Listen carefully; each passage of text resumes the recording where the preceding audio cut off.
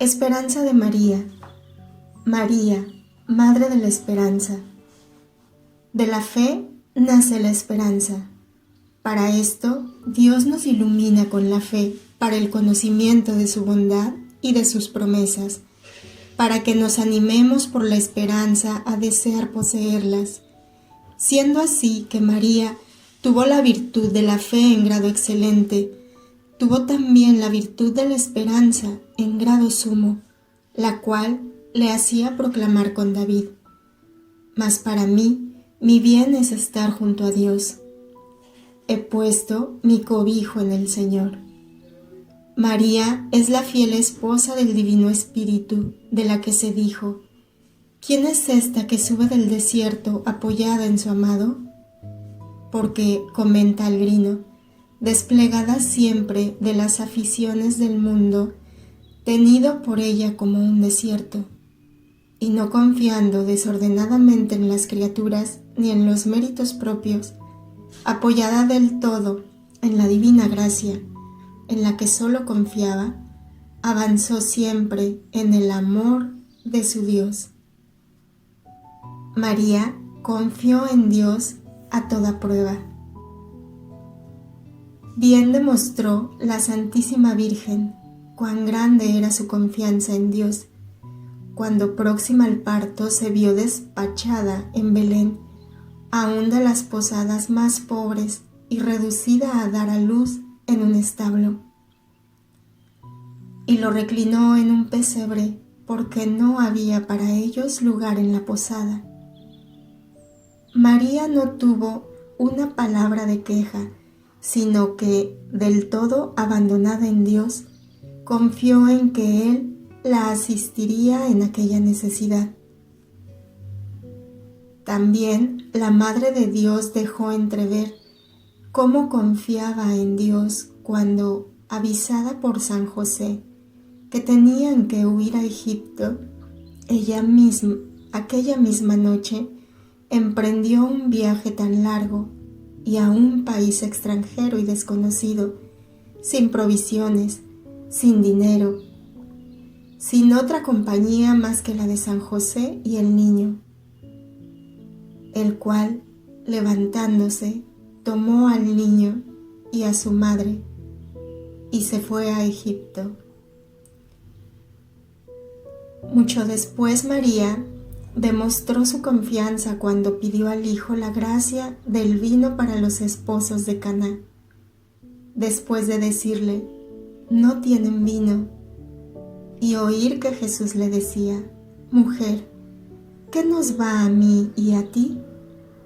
Aún no ha llegado mi hora. Ella, confiando en su divina bondad, dijo a los criados de la casa que hicieran lo que les dijera su hijo, segura de que la gracia estaba concedida. Haced lo que Él os diga. Y así fue, porque Jesús hizo llenar las tinajas de agua y las convirtió en vino. María, modelo de esperanza. Aprendamos de María a confiar como es debido, sobre todo en el gran negocio de nuestra eterna salvación, en la que, si bien es cierto que necesita de nuestra cooperación, sin embargo, debemos esperar solo de Dios la gracia para conseguirla. Desconfiemos de nuestras pobres fuerzas, diciendo cada uno con el apóstol: todo lo puedo en aquel que me conforta. Señora mía, Santísima, de ti me dice el eclesiástico que eres la Madre de la Esperanza. De ti me dice la Iglesia que eres la misma esperanza. Esperanza nuestra, salve. ¿Qué otra esperanza voy a buscar? Tú, después de Jesús, eres toda mi esperanza.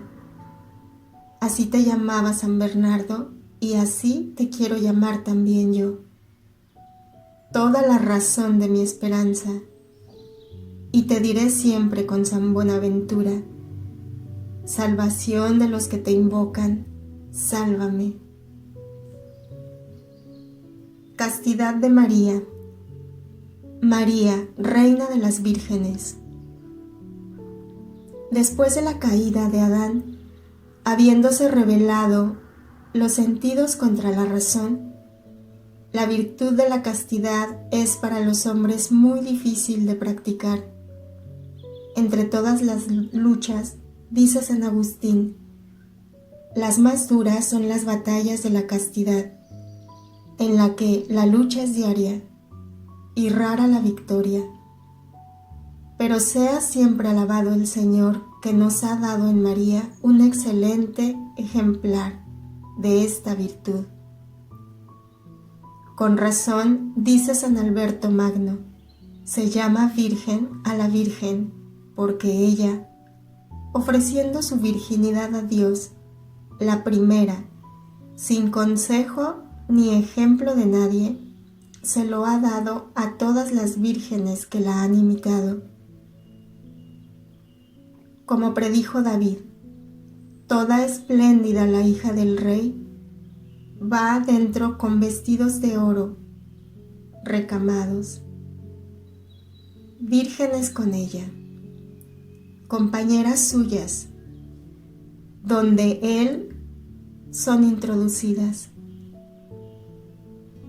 sin consejo de otros y sin ejemplo que imitar. Dice San Bernardo, oh Virgen, ¿quién te enseñó a agradar a Dios y a llevar en la tierra vida de ángeles? Para esto, dice San Soforino,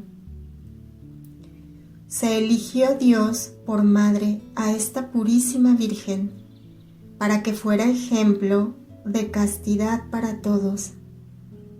Por eso la llama San Ambrosio la portaestandarte de la virginidad. Por razón de esta pureza fue también llamada la Santísima Virgen por el Espíritu Santo, bella como la paloma. Hermosas son tus mejillas como de paloma, paloma purísima María. Por eso se dijo también de ella, como lirio entre espinas, así es mi amada entre las mozas. Advierte Dionisio Cartujano que ella fue llamada lirio entre espinas, porque las demás vírgenes fueron espinas, o para sí o para los demás, pero la Virgen no lo fue ni para sí ni para nadie, porque con solo verla infundía en todos pensamientos y sentimientos de pureza. La hermosura de la Virgen, dice Santo Tomás, animaba a la castidad a quienes la contemplaban. San José, afirma San Jerónimo, se mantuvo virgen por ser el esposo de María. Contra el hereje Elvidio, que negaba la virginidad de María, escribió el santo: tú afirmas que María no permaneció virgen, y yo, por el contrario, te digo que San José fue virgen gracias a María. María, modelo de castidad. La Virgen le preguntó al ángel: ¿cómo será esto, pues no conozco varón? E ilustrada por el ángel respondió: hágase en mí según tu palabra, significando que daba su consentimiento al ángel, que le había asegurado que debía ser madre solo por obra del Espíritu Santo. Dice San Ambrosio: el que guarda la castidad es un ángel, el que la pierde es un demonio. Los que son castos se hacen ángeles. Ya lo dijo el Señor. Serán como ángeles de Dios. Pero los deshonestos se hacen odiosos a Dios, como los demonios. Decía San Remigio que la mayor parte de los adultos se pierden por impuros. Es rara la victoria sobre este vicio, como ya vimos al principio. según dijo San Agustín. Pero, ¿por qué es rara esa victoria? ¿Por qué no se nos ponen los medios para vencer? María nos muestra los medios para ser castos. 3 son esos medios, como dicen los maestros espirituales con San Bernardino: el ayuno, la fuga de las ocasiones y la oración. Por ayuno se entiende la mortificación, sobre todo de los ojos y de la gula. María Santísima, aunque llena de gracias, tenía que ser mortificada en las miradas, sin fijar los ojos en nadie, de modo que era la admiración de todos desde su tierna infancia. Toda su vida fue mortificada en el comer. Afirma San Buenaventura que no hubiera acumulado tanta gracia si no hubiera sido morigerada en los alimentos, pues no se compaginan la gracia y la gula. En suma, María fue mortificada en todo. El segundo medio es la fuga de las ocasiones. El que evita los lazos andará seguro. Decía por esto San Felipe Neri: en la guerra de los sentidos vencen los cobardes, es decir, los que huyen de la ocasión. María rehuía cuanto era posible de ser vista por los hombres. Eso parece deducirse también de lo que dice San Lucas: marchó aprisa a la montaña. El tercer medio es la oración, pero comprendiendo que no podía poseer la sabiduría si Dios no me la daba, recurrí al Señor y le pedí. Reveló la Santísima Virgen a Santa Isabel, benedictina, que no tuvo ninguna virtud sin esfuerzo y oración. Dice San Juan Damasceno que María es pura y amante de la pureza, por eso no puede soportar a los impuros. El que a ella recurre ciertamente se verá libre de este vicio con solo nombrarla, lleno de confianza.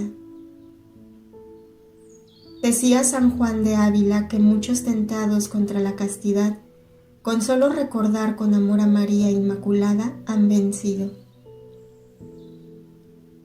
María, Virgen pura, ¿cuántos se habrán perdido por este vicio? Señora, líbranos. Haz que en las tentaciones siempre recurramos a ti diciendo: María, María, ayúdanos. Amén. Pobreza de María. María, seguidora de Jesús. Nuestro amado Redentor, para enseñarnos a desprendernos de los bienes efímeros, quiso ser pobre en la tierra. Por vosotros se hizo pobre siendo rico, y con su pobreza todos hemos sido enriquecidos.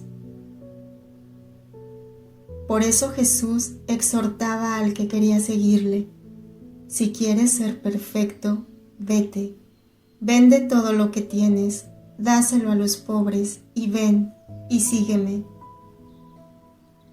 La discípula más perfecta y que mejor siguió su ejemplo fue María.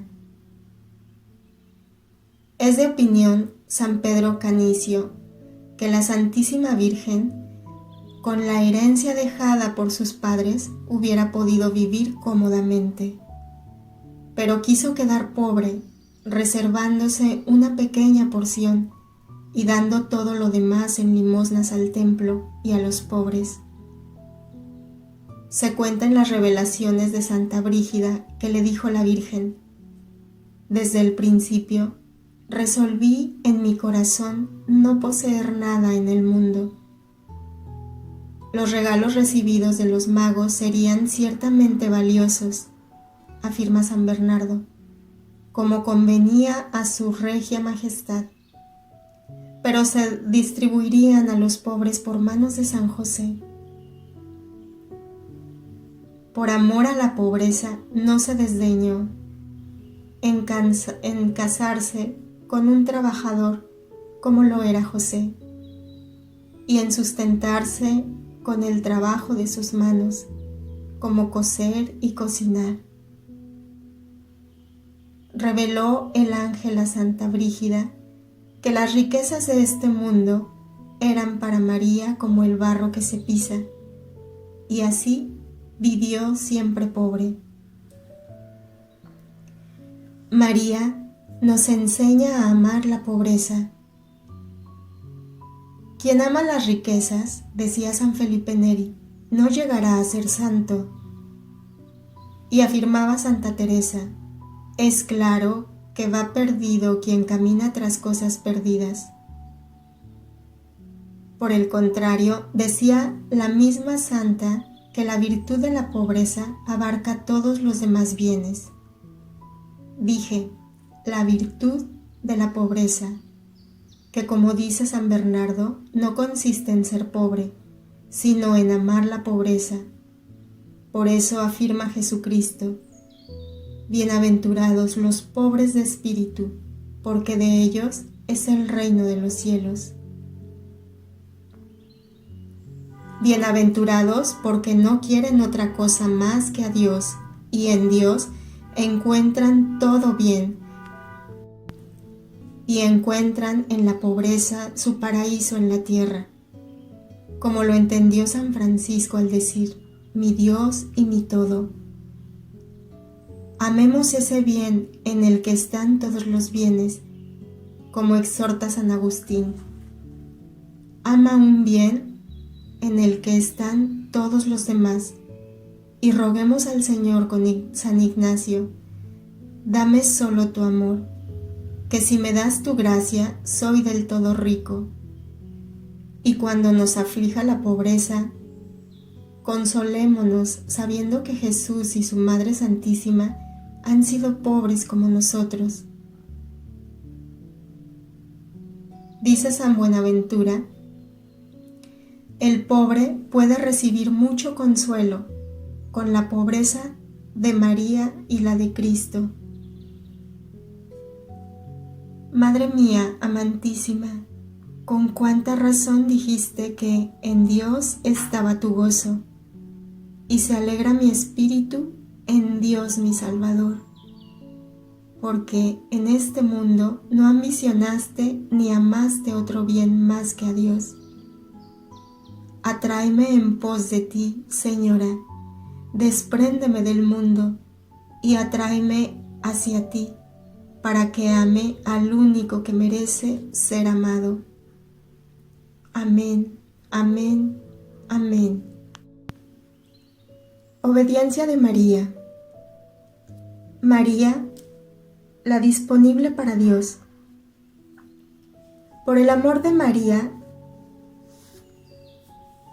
tenía la virtud de la obediencia. Cuando recibió la anunciación del ángel, San Gabriel no quiso llamarse con otro nombre más que con el de esclava. He aquí la esclava del Señor. Sí, dice Santo Tomás de Villanueva, porque esta esclava fiel, ni en obras ni en pensamiento, contradijo jamás al Señor, sino que, desprendida de su voluntad propia, siempre y en todo, vivió obediente al divino querer. Ella misma declaró que Dios se había complacido en esta su obediencia cuando dijo, miró la humildad de su esclava, pues la humildad de una sierva se manifiesta en estar pronta a obedecer. Dice San Agustín que la Madre de Dios con su obediencia redimió el daño que hizo Eva con su desobediencia. La obediencia de María fue mucho más perfecta que la de todos los demás santos, porque todos ellos, estando inclinados al mal por la culpa original, tienen dificultad para obrar el bien, pero no así la Virgen. Escribe San Bernardino, María, porque fue inmune al pecado original, no tenía impedimentos para obedecer a Dios, sino que fue como una rueda que giraba con prontitud ante cualquier inspiración divina. De modo que, como dice el mismo santo, siempre estaba contemplando la voluntad de Dios para ejecutarla. El alma de María era como oro derretido, pronta a recibir la forma que el Señor quisiera. María solo se rige por la voluntad de Dios.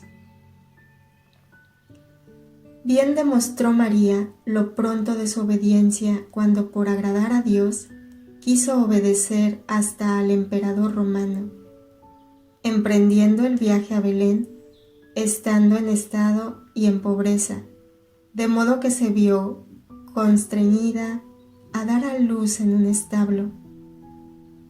También, ante el aviso de San José, al punto, la misma noche se puso en camino hacia Egipto, en un viaje largo y difícil. Pregunta Silveira: ¿por qué se reveló a José que había de huir a Egipto y no a la Virgen, que había de experimentar en el viaje más trabajos? Y responde: para darle la ocasión de ejercitar la obediencia, para la cual estaba muy preparada, pero, sobre todo, demostró su obediencia heroica cuando, por obedecer a la divina voluntad, consintió la muerte de su hijo con tanta constancia. Por eso, a lo que dijo una mujer en el Evangelio: bienaventurado el vientre que te llevó y los pechos que te amamantaron, Jesús respondió: más bienaventurados los que oyen la palabra de Dios y la cumplen. En consecuencia, conforme a Beda, el venerable, María fue más feliz por la obediencia al querer de Dios que por haber sido hecha la madre del mismo Dios. Por esto agradan muchísimo a la Virgen los amantes de la obediencia. Se cuenta que se le apareció la Virgen a un religioso franciscano llamado Acorso, cuando estaba en la celda, pero en ese instante fue llamado para confesar a un enfermo y se fue. Mas al volver encontró que María lo estaba esperando, alabándole mucho su obediencia. Como al contrario, reprendió a un religioso que después de tocar la campana se quedó completando ciertas devociones. Hablando la Virgen a Santa Brígida de la seguridad que da el obedecer al Padre Espiritual, le dijo: la obediencia es la que introduce a todos en la gloria. Porque decía San Felipe Neri que Dios nos pide cuenta de lo realizado por obedecer, habiendo dicho él mismo: el que a vosotros oye, a mí me oye. El que a vosotros desprecia, a mí me desprecia. Reveló también la Madre de Dios a Santa Brígida que ella, por los méritos de su obediencia, obtuvo del Señor que todos los pecadores que a ella se encomienden sean perdonados. Reina y Madre nuestra, ruega a Jesús por nosotros, consíguenos por los méritos de tu obediencia ser fieles en obedecer a su voluntad y las órdenes del director espiritual. Amén. Paciencia de María. María ejerció paciencia heroica. Siendo esta tierra lugar para merecer, con razón es llamada Valle de Lágrimas, porque todos tenemos que sufrir, y con la paciencia conseguir la vida eterna, como dijo el Señor. Mediante nuestra paciencia salvaréis vuestras almas. Dios, que nos dio a la Virgen María como modelo de todas las virtudes, nos la dio muy especialmente como modelo de paciencia. Reflexiona San Francisco de Sales que, entre otras razones, precisamente para eso le dio Jesús a la Santísima Virgen en las bodas de Caná aquella respuesta que pareciera no tener en cuenta su súplica. Mujer, ¿qué nos va a mí y a ti? Precisamente para darnos ejemplo de la paciencia de su madre. Pero, ¿qué andamos buscando? Toda la vida de María fue un ejercicio continuo de paciencia. Reveló el ángel a Santa Brígida que la vida de la Virgen transcurrió entre sufrimientos, como suele crecer la rosa entre las espinas. Así la Santísima Virgen en este mundo creció entre tribulaciones. La sola compasión ante las penas del Redentor bastó para hacerla mártir de la paciencia. Por eso San Buenaventura, la crucificada concibió al crucificado. Y cuánto sufrió en el viaje a Egipto y en la estancia allí, como todo el tiempo que vivió en la casita de Nazaret, sin contar sus dolores de los que ya hemos hablado abundantemente. Bastaba la sola presencia de María ante Jesús muriendo en el Calvario para darnos a conocer cuán sublime y constante fue su paciencia. Estaba junto a la cruz de Jesús, su madre. Con el mérito de esta paciencia, dice San Alberto Magno, se convirtió en nuestra madre y nos dio a luz a la vida de la gracia. María, nuestro modelo de paciencia. Si deseamos ser hijos de María, es necesario que tratemos de imitarla en su paciencia. Dice San Cipriano, ¿qué cosa puede darse más meritoria y qué más nos enriquezca en esta vida y más gloria eterna nos consiga que sufrir con paciencia las penas? Dice Dios, cerca tu camino de espinas, y comenta San Gregorio, los caminos de los elegidos están cercados de espinas.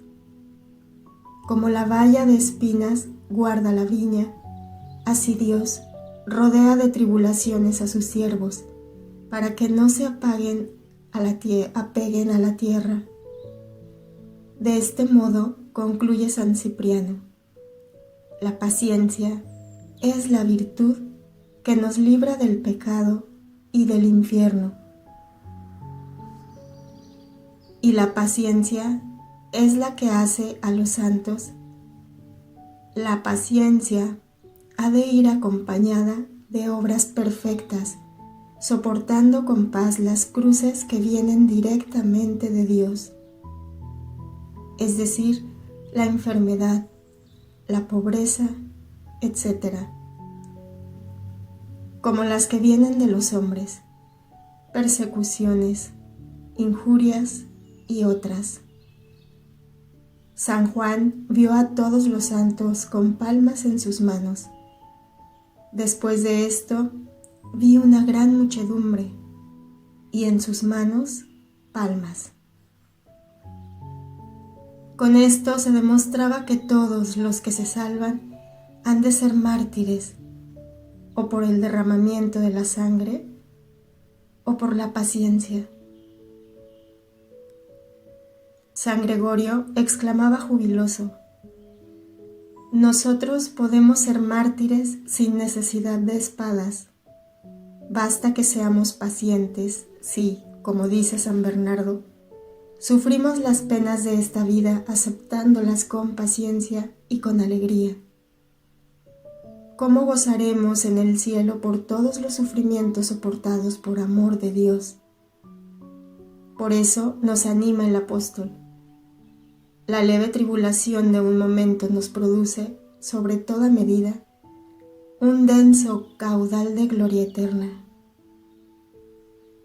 Hermosos los avisos de Santa Teresa cuando decía: el que se abraza con la cruz no la siente. Cuando uno se resuelve a padecer, se ha terminado el sufrimiento. Al sentirnos oprimidos por el peso de la cruz, recurramos a María, a la que la Iglesia llama consoladora de los afligidos, y San Juan Damasceno, medicina de todos los dolores del corazón. Señora mía, tú, siendo inocente, lo soportaste todo con tanta paciencia, y yo, reo del infierno, ¿me negaré a padecer? Madre mía, hoy te pido esta gracia, no ya el verme libre de las cruces, sino el sobrellevarlas con paciencia. Por amor de Jesucristo, te ruego me consigas de Dios esta gracia de ti. Lo espero. Amén. Oración de María. María en oración perenne. Nadie en la tierra ha practicado con tanta perfección como la Virgen la gran enseñanza de nuestro Salvador. Hay que rezar siempre y no cansarse de rezar. Nadie como María, dice San Buenaventura, nos da ejemplo de cómo tenemos necesidad de perseverar en la oración. Es que, como atestigua San Alberto Magno, la Madre de Dios, después de Jesucristo, fue el más perfecto modelo de oración de cuantos han sido y serán. Primero, porque su oración fue continua y perseverante. Desde el primer momento en que la vida gozó del uso perfecto de la razón, como ya dijimos en el discurso de la Natividad de Nuestra Señora, comenzó a rezar. Para meditar mejor los sufrimientos de Cristo, dice Odilon, visitaba frecuentemente los santos lugares de la Natividad del Señor, de la Pasión, de la Sepultura. Su oración fue siempre de sumo recogimiento, libre de cualquier distracción o de sentimientos impropios.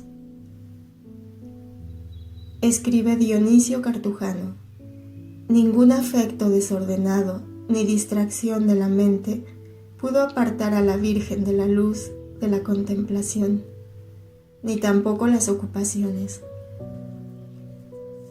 María, modelo de silencio y oración. La Santísima Virgen, por el amor que tenía a la oración, amó la soledad.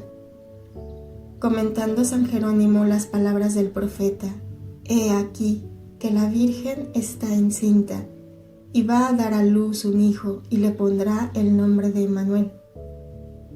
Dice que en hebreo la palabra virgen significa propiamente virgen retirada, de modo que el profeta predijo el amor de María por la soledad. Dice Ricardo que el ángel le dijo las palabras: el Señor está contigo, por el mérito de la soledad que ella tanto amaba. Por eso afirma San Vicente Ferrer que la Madre de Dios no salía de casa sino para ir al templo, y entonces iba con toda modestia, con los ojos bajos. Por eso, yendo a visitar a Isabel, se fue con premura. De aquí, dice San Gregorio, deben aprender las vírgenes a huir de andar en público. Afirma San Bernardo que María, por el amor a la oración y a la soledad, evitaba las conversaciones con los hombres. Así es que el Espíritu Santo la llamó Tortolilla. Hermosas son tus mejillas como de paloma. Comenta Virgilio que la paloma es amiga de la soledad y símbolo de la vida unitiva.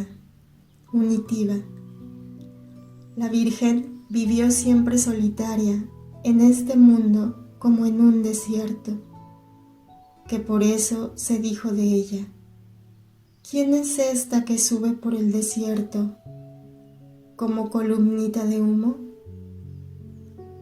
Así sube por el desierto, comenta Ruperto Abad, el alma que vive en soledad. Dice Filón que Dios no habla al alma sino en la soledad, y Dios mismo lo declaró: la llevaré a la soledad y le hablaré al corazón. Exclama San Bernardo, porque la soledad y el silencio que en la soledad se goza fuerzan al alma a dejar los pensamientos terrenos y a meditar en los bienes del cielo. Virgen Santísima, consíguenos el amor a la oración y a la soledad, para que, desprendiéndonos del amor desordenado a las criaturas, podamos aspirar solo a Dios y al paraíso en el que esperamos vernos un día para siempre, alabando y amando juntos contigo a tu Hijo, Jesús, por los siglos de los siglos. Amén. Venid a mí todos los que deseáis y hartaos de mis frutos. Los frutos de María son sus virtudes. No se ha visto otra semejante a ti, ni otra que se te iguale. Tú sola has agradado a Dios más que todas las demás criaturas. Obsequios y plegarias a María. Es tan generosa y agradecida la Reina del Cielo, que a los pequeños obsequios de sus siervos corresponde con grandes mercedes. Siendo municentísima, dice San Andrés Cretense, suele premiar con gracias excelentes a cambio de pequeñeces. Mas para esto se necesitan dos cosas. La primera, que le ofrezcamos nuestros obsequios con el alma limpia de pecado. De otra manera, María dirá lo que dijo a un soldado vicioso, el cual, como refiere San Pedro Celestino, todos los días le ofrecía algún obsequio a la Virgen. Un día que se encontraba muy hambriento, se le apareció Nuestra Señora y le ofreció una exquisita vianda, pero en una vasija tan sucia que el hombre no se atrevía a comerla. Soy la Madre de Dios que ha venido a remediar tu hambre, pero en este plato no puedo comer. Y respondió María: ¿cómo quieres que acepte tus devociones ofreciéndomelas con alma tan sucia? El soldado se convirtió, se hizo ermitaño, vivió 30 años en el desierto y en la hora de la muerte se le apareció de nuevo la Virgen para llevarlo al cielo. Decíamos en la primera parte que es moralmente imposible que se condene un devoto de la Virgen María.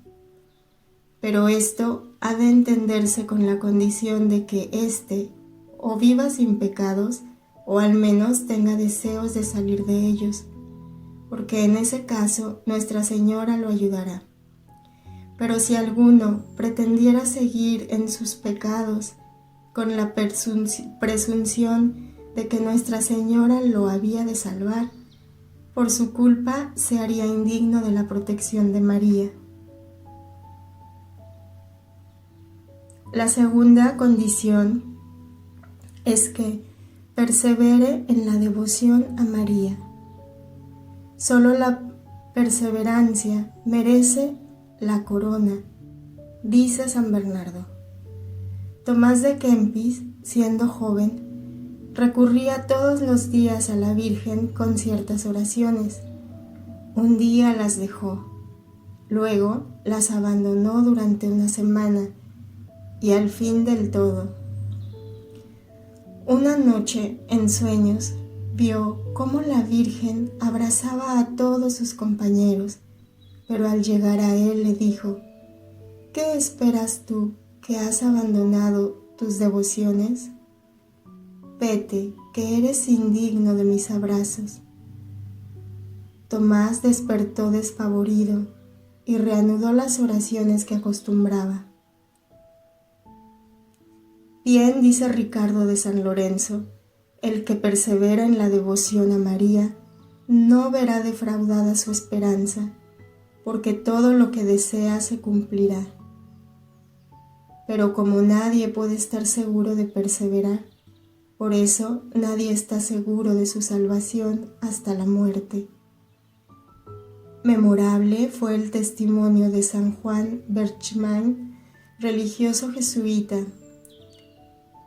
Dejó al morir. Al preguntarle qué obsequio sería el mejor hacia la señora para conseguir su protección, respondió: cualquiera, por pequeño que sea, pero constante. Por eso voy a enumerar simple y sucintamente algunos obsequios que podemos ofrecer a nuestra Madre para merecer que nos obtenga las gracias. Esto lo considero lo más provechoso de toda esta obra. No recomiendo a mi querido lector que los practique todos, sino que practique los que elija con perseverancia y con temor de perder la protección de la Madre de Dios si se descuida en continuarlos. ¿Cuántos, tal vez, que ahora están en el infierno, se habrían salvado si no hubieran abandonado los obsequios a María que un tiempo practicaron? Obsequio primero: el Ave María. La Santísima Virgen agradece muchísimo este saludo, porque al oírlo se le renueva el gozo que sintió cuando el arcángel San Gabriel le anunció que iba a ser la Madre de Dios. Nosotros debemos saludarla con el Ave María, con esta misma intención.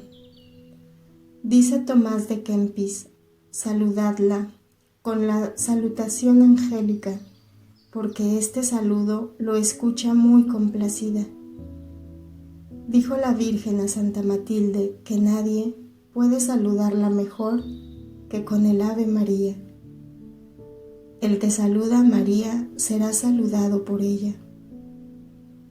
San Bernardo oyó cómo una vez la Virgen lo saludaba desde una imagen y le decía: Dios te salve, Bernardo. El saludo de María consistirá en alguna gracia con que corresponde siempre al que la saluda. Añade Ricardo de San Lorenzo: si uno se acerca a la Madre del Señor diciéndole Ave María, ¿acaso ella le podrá negar la gracia?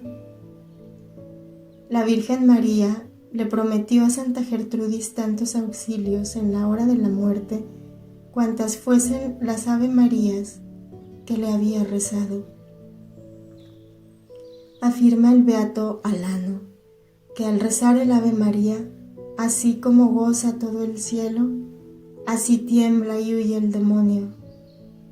Esto lo confirmó con su experiencia Tomás de Kempis, quien al decir Ave María puso en fuga al demonio que se le había aparecido.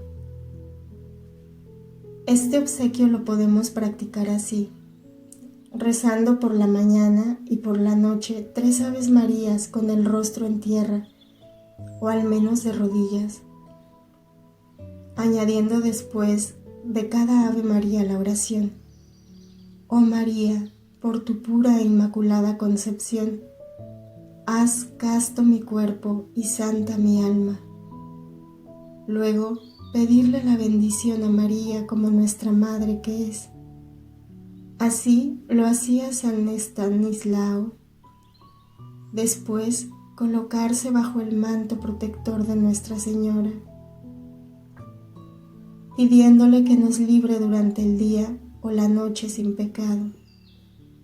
A conseguir esto, ayuda a tener una imagen de la Virgen cerca del lecho.